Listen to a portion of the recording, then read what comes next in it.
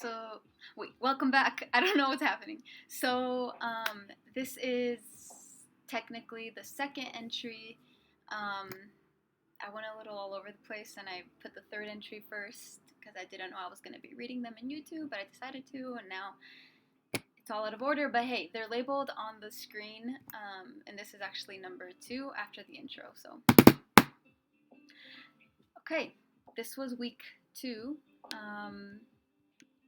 Thanks for tuning in. Let me go over there. So this one's called The Trampoline Inside My Head. Teacher on break.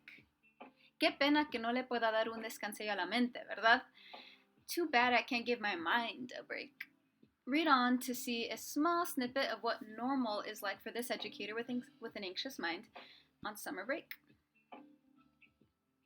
I deserve patience, and so do you. That was the thought I chewed on all morning and intentionally stuck onto the front of my mind as I was journaling this morning. Now that I've typed it out and reread it, it appears so obvious and easy to follow through with, right? Those of us who struggle with anxiety and depression know it is not so simple. We may experience day after day being overly stimulated in our minds, endless thoughts jumping up and down on the trampoline inside our heads, even when we're supposed to be relaxing during our summer break as teachers. I find that I will hopelessly attempt to catch at least one of those damaging thoughts, to finally hold it in my hands and throw it as far as possible as to never have that anxious thought interrupt my happiness again. Or at least not today. Snatch! I caught one this morning. Y'all. You can't seem to do anything right. Why even try? I have very high standards for everything that I do, in and out of the classroom. I quite literally become my own worst critic, as in, I can recite some of the 1-star reviews I have left under my own name for not succeeding at being a human. Am I alone in this experience? I aspire near perfection in all of the roles that I fill, and yet no matter how well things may turn out in my endeavors, I cannot seem to allow space for any sort of misstep, misunderstanding, mistake. I hunger for perfection even when it comes to the apparently insignificant occurrences of a normal summer day. And this, my friends, is quite toxic, which is why I have needed to learn how to be patient with myself and with all of the imperfections that will inevitably transpire throughout my day. So when I found myself this morning thinking, you can't seem to do anything right, why even try? I snatched that thought, ripped it apart ferociously, crumpled it into pieces, into a useless ball to be thrown far, far away into the unknown. And there was born the simple thought, I deserve patience.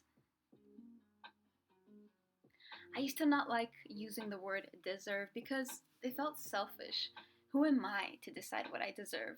I don't like asking for anything. Yet, I have learned and allowed myself to use it because it now represents making space for an act of kindness to myself. I deserve patience means I can shrug it off when I didn't run as fast as I'd hoped to that morning. It's okay. You still exercised today. I can take a deep breath and enjoy the view when I have to drive back to my house because I forgot something. It's okay. This will not ruin the flow of your day. I can say no when I actually don't want to do something, even if it's to a good friend. It's okay. I can meet my own needs first and still care about my friends. Point is, to tell myself that I deserve something does not mean that I am disregarding what everyone else might need. All it means is that I am allowing space for imperfections and that I rise to meet my own needs that I had put on the back burner for too long. And that, in many occasions, starts with my self-talk. In conclusion, I deserve patience, and so do you. Take care of yourself and know that those thoughts jumping on your trampoline can be caught, and you can rewire your mind to allow space for more kind and constructive thoughts. I believe in you. Mindfully writing, Peromiss. Thank you for listening, and make sure to read the third blog, which is called asking for help is hard. You can listen to it on the other video. Bye. Thank you.